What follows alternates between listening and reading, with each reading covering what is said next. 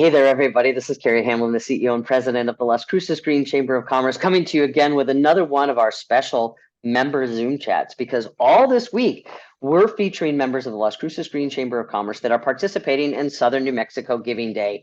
And with me today is the fabulous Nikki Taylor, who is the program director for Casa Lucerito, who's one of our newest members. Nikki, it is so good to see your face. How are you doing? I'm doing great. It's good to see you too. Thank you for inviting me and Casa Lucerito today.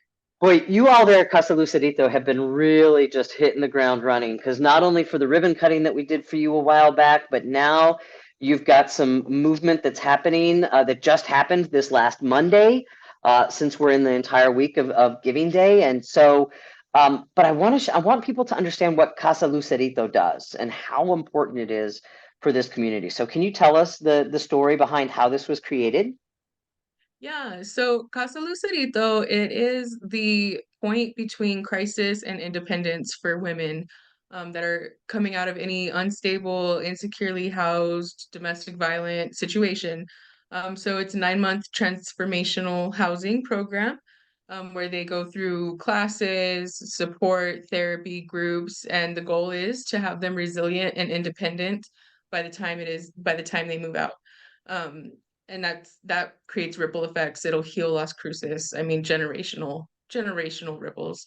And it was started by Alma Lucero. So she is the owner, director, wizard, amazing person of Casa de Mi Alma. So she's a therapist. She owns Casa de Mi Alma. We have therapy going on here.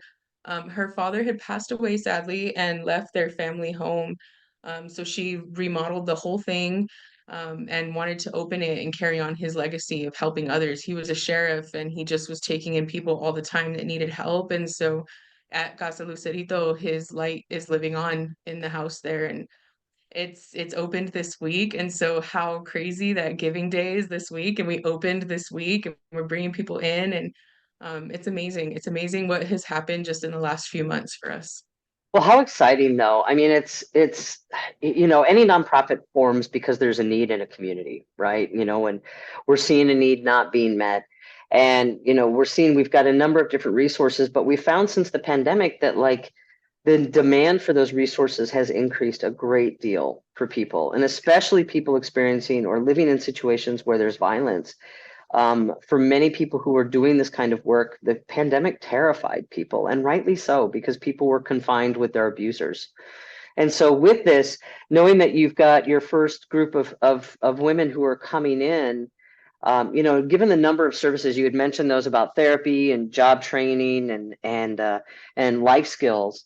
What are you hoping, knowing the batch of women that are coming in, what are you hoping are the skills and experiences that they take away from being as part of this program? Because for many, it's going to be life-saving.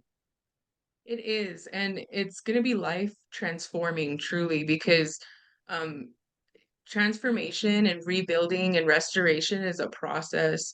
It like if you think of restoring a home, you're taking out old and you're adding new.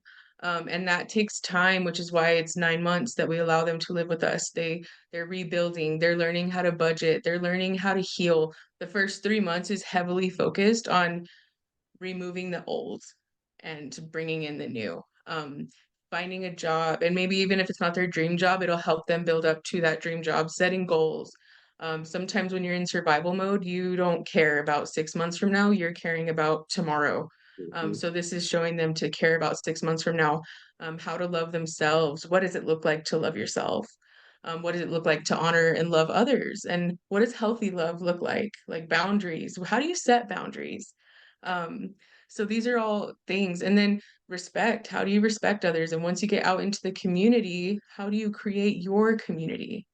How do you ask for help? Sometimes, too, when we're in fight or flight, we don't want to ask for help Mhm. because Mhm. we want to fight or flight. And so, just those skills. There's so much. There's going to be so much that they're going to gain from this experience. Well, I appreciate that approach because I always talk about when we have circumstances in our communities that many of us don't ever will ever experience. And then there are those who are experiencing this, talking about people who are experiencing homelessness, is that we have to look at it like the wheel of a bicycle, like that there's the issue that we're looking at in the middle, and then there are all these spokes.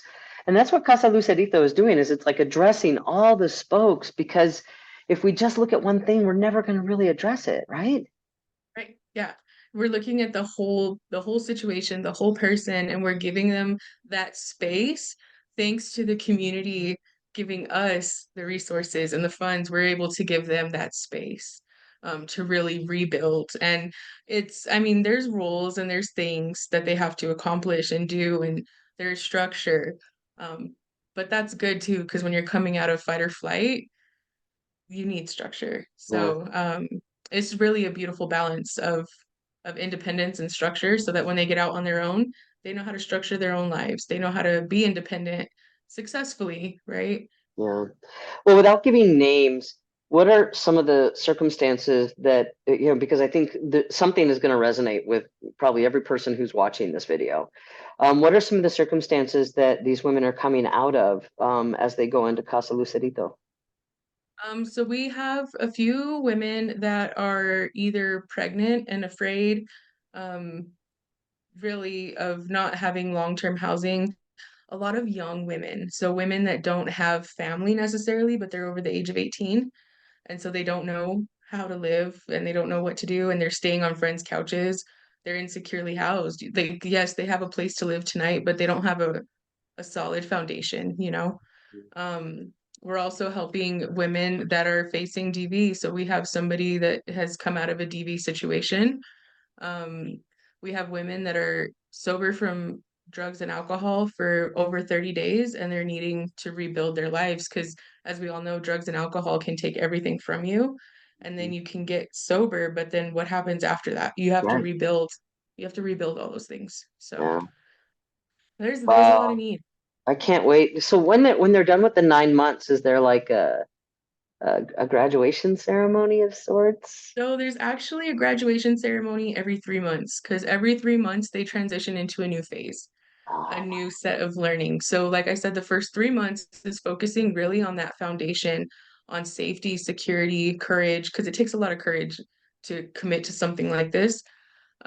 So even if it is like free, it takes courage to ask for help and mm-hmm. make this commitment. So the first 3 months focuses on just like the core foundation, like I am safe, I am okay, I can trust these people. And then the middle months focuses on the honor and the love. Like, how do you honor yourself? How do you honor others? How do you love yourself and love others? Because those are foundation to us. That Mm-hmm. how do you be a human? How do you do that? We're not taught that really all the time. Yeah. And then the last phase focuses on respect, community, and service. So giving back.